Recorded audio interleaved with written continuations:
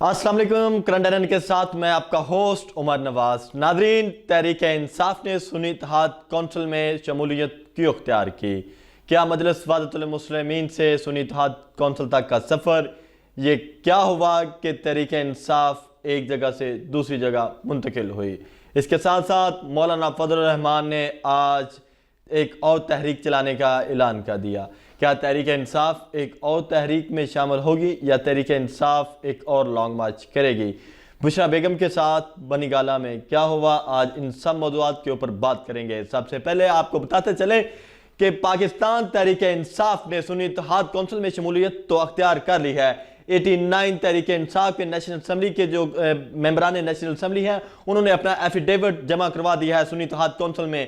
ये सफ़र कैसे तय हुआ? तहरीक इंसाफ के सरबराह इमरान खान के साथ इलेक्शन से कबल MWM के सरबराह लामा राजा नासिर अब्बास ने अडयाला जेल के अंदर मुलाकात की। उस मुलाकात के बाद यह तय पाया कि इलेक्शन के बाद तहरीक इंसाफ MWM में शमूलियत अख्तियार करेगी और अपनी जो सीटें हैं, मखसूस नशिस्तें, वो ख़वातीन की हों, वो मिनॉरिटीज़ की हों, वो लेगी। लेकिन फिर क्या हुआ? तहरीक इंसाफ ने इलेक्शन के फ़ौरन बाद यह ऐलान किया कि तहरीक इंसाफ अब शामिल होने जा रही है MWM में।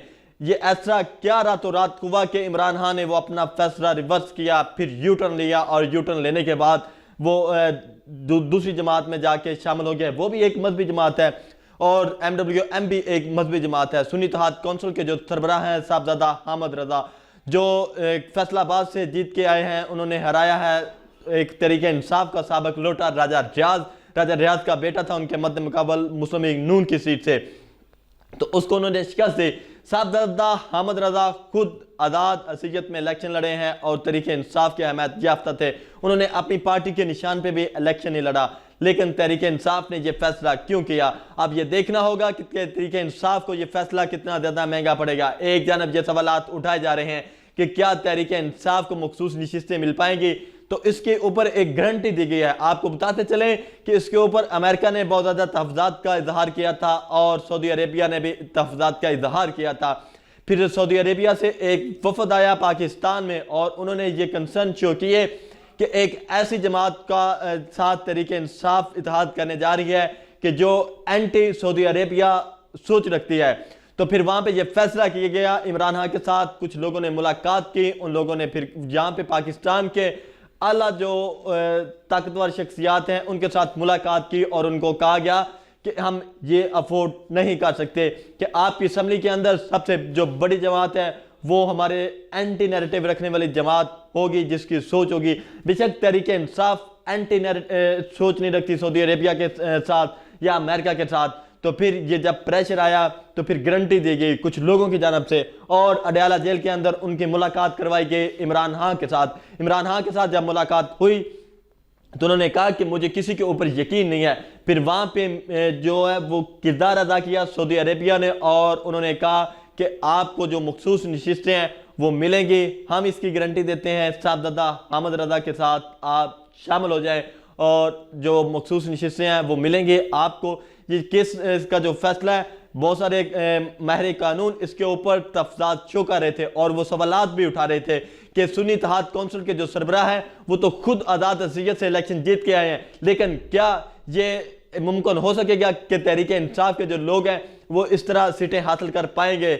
ये तो अब काजी की कोर्ट में फिर फैसला जाएगा। फिर क्या बल्ले की तरह काजी इसको उड़ा देगा और तहरीक इंसाफ के जो अरमान है वो फिर उसी तरह आंसुओं में बह जाएंगे। और जो इस वक्त असम्बली के अंदर सूरत हाल बनी हुई है, ख़ास तौर पे मुस्लिम लीग नून को इस हवाले से बहुत ज़्यादा फ़ायदा होगा और ख़वातीन की जो नशिस्तें, जब तहरीक इंसाफ की जो नशिस्तें हैं वो मुस्लिम लीग नून को मिलेंगी, पाकिस्तान पीपल्स पार्टी को मिलेंगी, MQM को मिलेंगी, मौलाना फजल रहमान को मिलेंगी, मुस्लिम लीग काफ को, IPP को मिलेंगी। तो ये वो सारे लोग हैं जो इस वक्त मुस्लिम लीग नून के साथ नरम गोशा रखते हैं और मुस्लिम लीग नून की खुद अपनी जो नशिस्तें हैं वो फिर खुद तो नहीं हुकूमत बना सकेगी, लेकिन उसके बाद वो छोटी जमातों के साथ पाकिस्तान पीपल्स पार्टी के बगैर भी हुकूमत बनाने की पोजीशन में आ सकती है। फिर ये फैसला किया गया, कुछ लोगों के ऊपर प्रेशर भी आया कि आप इस फैसले को रिवर्स करें और इसके अंदर तहरीक इंसाफ की मावनत करें। फिर उन्होंने ये गारंटी दी कि हम इसके अंदर जितनी सहूलत तहरीक इंसाफ को फराहम कर सके हम ज़रूर करेंगे। दूसरी जानब मुस्लिम लीग नून के ऊपर आज बिजलियां गिरा दी हैं मौलाना फजल रहमान ने। मौलाना फजल रहमान ने आज अपने आबाई इलाके में एक वर्कर कन्वेंशन से खिताब करते हुए मुस्लिम लीग नून के ऊपर खासी तनकीद की। उन्होंने कहा कि 2018 के इलेक्शन में धांधली हो तो वो धांधली है, 2024 के इलेक्शन में धांधली हो तो वो धांधली नहीं है। आपको अब मैंडेट दिया गया है, अब आपकी सीटें 2018 से कम है, लेकिन इसके बावजूद आप इस इलेक्शन को एक्सेप्ट कर रहे हैं। हम इस इलेक्शन को नहीं मानते। उन्होंने ये भी कहा कि मैं बहुत सारे और राजों से भी पर्दा उठाऊंगा। अब ये हुकूमत आपको कैसे मिली? उन्होंने ये भी कहा कि क्या इक़्तिदार हमारी इतनी मजबूरी है कि हम बूटों के नीचे लेट जाएं। उन्होंने कहा कि पार्लियामेंट की जो मेंबरशिप है क्या वो इतनी ज़्यादा ज़रूरी है कि हम अपने असूलों को कुर्बान कर दें। तो इस वक्त सवाल ये पैदा होता है कि एक जानब मुस्लिम लीग नून इस वक्त अकेली हुकूमत बनाने तो जा रही है, बगैर अकेली ही नजर आ रही है। MQM को जिस दिन इशारा होगा वो उस दिन पीछे चली जाएगी। पाकिस्तान पीपल्स पार्टी इस वक्त उनका बोझ नहीं उठा रही और मरकज़ के अंदर मुस्लिम लीग नून के साथ कोई बैठने के लिए तैयार नहीं है। दुआए खैर तो होगी, वज़ारत उद्मा का वोट भी मिल जाएगा शहबाज शरीफ को, लेकिन क्या शहबाज शरीफ जो फैसले करेंगे प्राइवेटाइजेशन के हवाले से, जो वो फैसले करेंगे बिजली और गैस की कीमतें बढ़ाने के लिए, जो वो फैसले करेंगे डॉलर की कीमत बढ़ाने के लिए और मुल्क की करेंसी की कीमत को डिवैल्यू करने के लिए, क्या इसका जो बोझ है क्या ये मुस्लिम लीग नून अकेली उठाएगी या उसके साथ जो इसके इत्तेहादी हैं पाकिस्तान पीपल्स पार्टी जो उसको वोट दे रही है वज़ारत उद्मा के लिए, वो उठाएगी? नहीं उठाएगी। फिर क्या जो इस वक्त इत्तेहाद हुआ है वो इत्तेहाद कैसे मुमकिन हुआ? आपको ये भी बताते चलें कि शहबाज शरीफ को इस्लामाबाद में बुलाया गया 3 रोज कबल। वहां पे उनको कहा गया कि आप हुकूमत बनाएं और मियां नवाज शरीफ को कन्विंस करें। एक आला शख्सियत के साथ उनकी जब मुलाकात हुई तो उस शख्सियत ने शहबाज शरीफ को ये जब कहा तो शहबाज शरीफ ने आगे से कहा कि आप मियां नवाज शरीफ से बात करें।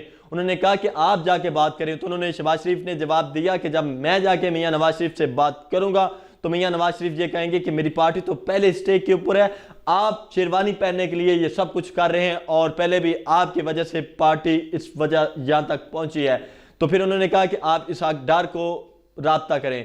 जब वहां पे उन्होंने ये बात की और उन्होंने इस्लामाबाद से लाहौर की तरफ रवाना हो गया है। फिर उस शख्सियत ने इसहाक डार के साथ राब्ता किया, इसहाक डार को उन्होंने बुलाया और उन्होंने कहा कि ये वजूहात हैं, आप हुकूमत साजी के अमल को तेज करें।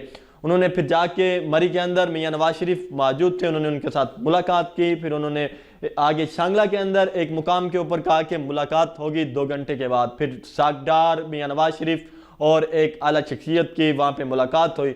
फिर वो शख्सियत वापस इस्लामाबाद में आए। वहाँ पे आके उन्होंने आसिफ अली जरदारी को कहा कि आप हुकूमत साजी में का जो अमल है उसके अंदर तामन करें, वरना फिर इसके जो असरात हैं वो आपको भी भुगतने पड़ेंगे। फिर आप देख लें कि ये अगर इलेक्शन हम वापस जाएंगे इलेक्शन की तरफ और जब ये इलेक्शन दोबारा होंगे तो क्लीन स्वीप करेगी तहरीक इंसाफ। फिर हम तहरीक इंसाफ के साथ खड़े होंगे, उनको सहूलतकारी भी फ्राहम करेंगे। फिर हम बल्ला भी वापस लेके आएंगे, फिर उनको 2/3 अक्सरियत के साथ भी वापस लेके आएंगे। तो सबसे पहला जो टारगेट होगा वो आप होंगे। ना आपको सिंध हुकूमत मिलेगी, ना आपको दबाई जाने का मौका मिलेगा। तो फिर देख लें, फिर आसिफ अली जरदारी ने इस वजह से, डर की वजह से और तहरीक इंसाफ और इमरान खान के खौफ की वजह से और पाकिस्तानी इस्टेब्लिशमेंट के खौफ और दबाव की वजह से उन्होंने ये चीज़ें कबूल की।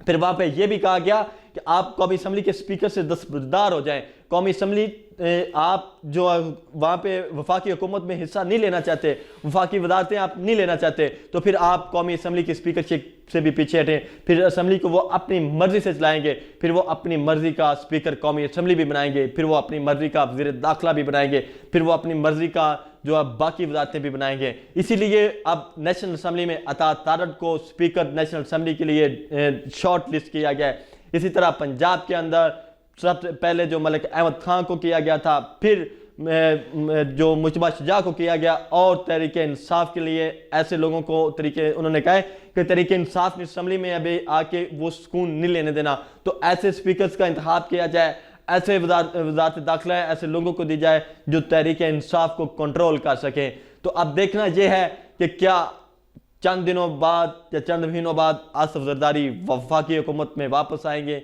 या फिर वो इसी तरह गवर्नरशिप लेके और चेयरमैन सेनेट का ओहदा लेके बैठ जाएंगे और ये जो वतन है ये अकेली मुस्लिम लीग नून उठाएगी।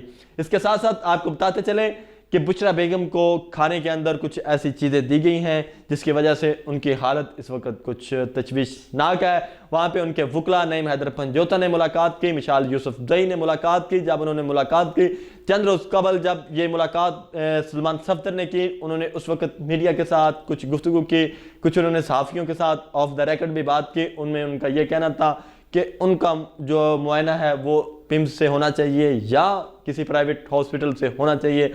अगर हुकूमत नहीं हमें इजाज़त देती तो पिम्स में कम से कम उनका मुआयना ज़रूर होना चाहिए। तो अब क्या बुशरा बेगम के इस हालत के वजह से और जो इस वक्त पाकिस्तान की बदनामी हो रही है और इस वक्त ख़ास तौर पे कुछ इदारों के ऊपर प्रेशर है और जो इस वक्त निगरान वफाकी हुकूमत है उसकी साख क्या बहाल हो सकेगी, क्या उनकी क्रेडिबिलिटी क्या रह जाएगी। वो एक हफ्ते तक तो हैं वापस इस मुल्क में इनकी हुकूमत रहेगी, फिर टेक ओवर कर लेगी जो इलेक्टेड हुकूमत है। तो क्या जो निगरान वज़ीर दाखिला हैं या वज़ीर आज़म हैं काकड़ साहब, उनकी साख क्या रह जाएगी। फिर सवाल उठेगा इस मुल्क के आला अदलिया के ऊपर भी कि क्या एक शहरी के साथ दौरान कैद इस तरह हो सकता है। और फिर ख़ास तौर पे यहाँ पे एक खातून का मामला है, ख़वातीन के साथ इस तरह की जुल्म और ज़्यादती, क्या ये हमारा माशरा इसकी इजाज़त देता है। ये सवाल है उन लोगों के लिए, आप हमारी जो आला अदलिया है उसके लिए, हमारी जो इस्टेब्लिशमेंट है उसके लिए, हमारे जो इदारे हैं उनके लिए, जो इस वक्त निगरान हुकूमत है उसके लिए। उम्मीद है कि आपको ये वीडियो पसंद आएगी। अगली वीडियोज़ के साथ फिर हाज़िर होंगे, तब तक लिए दीजिए इजाज़त।